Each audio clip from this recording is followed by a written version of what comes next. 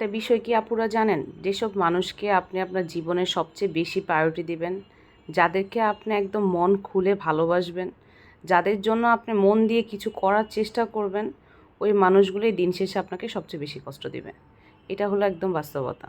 সে মানুষের কাছ থেকে দিন শেষে আপনি কোনো মূল্যায়নই পাবেন না। দিন শেষে তাদের কাছ থেকে আপনার শুনতে হবে, তুমি কি করেছো, তুমি আমার কি হও। দিন শেষে তাদের কাছে আপনার সবচেয়ে বড় অপরাধী। আপনার কাজের কোনো মূল্যই পাবেন না। এটা আসলে একটা বাস্তবতা। হ্যালো, আসসালামু আলাইকুম আপুরা, কেমন আছেন সবাই? আলহামদুলিল্লাহ, আমি ভালো আছি। আজকে ভিডিওটা শুরু করতে যাচ্ছিলাম একদম সকাল থেকে।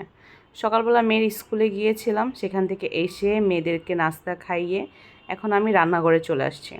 আজকে আমি একটু পোয়া মাছ রান্না করব। আজকে পোয়া মাছটা আমি একটু অন্যরকমভাবে রান্না করব, কারণ সবসময় একভাবে রান্না করতে করতে একদমই ভালো লাগে না। তাই আজকে ভাবলাম একটু অন্যভাবে রান্না করব। তো চলুন আপনাদের সাথে অবশ্যই শেয়ার করব। তো ফার্স্ট টাইম মাছগুলোকে কেটে ভালো মতো ধুয়ে হলুদ মরিচ মাখিয়ে নিয়েছি। এখন আমি এখানে কিছু পেঁয়াজ আর টমেটো ব্লেন্ড করে নিয়েছি। আর এখানে হালকাভাবে আমি পোয়া মাছগুলোকে ভেজে নিয়েছি। এগুলোকে আমি এখন ভুনা করব। তেলের মধ্যে পেঁয়াজ আর টমেটো বাটা আমি ভালো মতো ভেজে নিচ্ছি, সাথে একটু আদা রসুনও দিয়ে দিয়েছি। সময় কিন্তু একরকম রান্না ভালো লাগে না, মাঝে মাঝে যে কোনো তরকারি একটু ডিফারেন্স খেতে ভালো লাগে, কারণ মুখে রুচিরও একটা বিষয় আছে। সবসময় একরকম ভালো লাগে না, তাই আমি ভাবলাম আজকে মাছ ভুনাটা একটু অন্যরকমভাবে করব, যদি ভালো লাগে। সবসময় পেঁয়াজ কুচি দিয়ে একদম মাখা মাখা ভুনা আমার কাছে ভালো লাগে না। তো আজকে একটু পেঁয়াজ আর সাথে একটু টমেটো ব্লেন্ড করে নিয়েছি। আমি এখানে হলুদ মরিচ সব কিছু দিয়ে একদম কষিয়ে নিয়েছি। এখন এই মশলা কষানোর মধ্যেই আমি মাছের টুকরোগুলো দিয়ে দিয়েছি। হালকাভাবে আমি এটা রেখেছি, কারণ বেশি নাড়া দিলেই একদম নরম মাছ ভেঙে যাবে। তারপরে এই যে আমি গরম পানি দিয়ে দিয়েছিলাম, তার মধ্যে আমি একটু জলপাই কুচি করে দিয়েছি। এখানে 3-4টা জলপাই নিয়েছি, যেহেতু আমার অনেকগুলো মাছ। জলপাইটা যখন আমি পানি দিয়েছি এর পরপরই দিয়ে দিয়েছি, কারণ জলপাই থেকে জাস্ট হালকা টক বের হবে। তারপর আমি এখানে জাস্ট একটা টমেটো কেটে দিয়েছি, বেশি টমেটো দিয়ে নেই।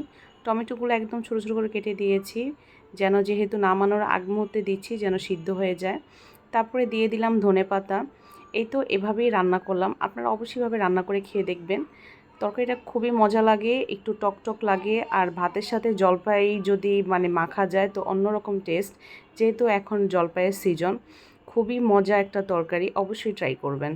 তারপরে কিছুক্ষণ পরে আমার শ্বশুর বাজারে গিয়েছিল, বলেছিলাম ফুলকপি আনতে। এত সুন্দর ফুলকপিগুলো আমার দেখতে এত ভালো লাগছিল, সাথে কিছু টমেটো, ফুলকপি, কাঁচামরিচ এনেছে। পরে আবার কিছু মাছ এনেছিল, ইলিশ মাছ আর চিংড়ি মাছ। আমাদের ঘরে এই মাছটা বেশি চলে, বাচ্চারা চিংড়ি মাছ খায় আর বড়রা ইলিশ মাছ খায়। তো এই ছিল আমার আজকে ছোট্ট একটি ভিডিও। আল্লাহ হাফিজ সবাইকে।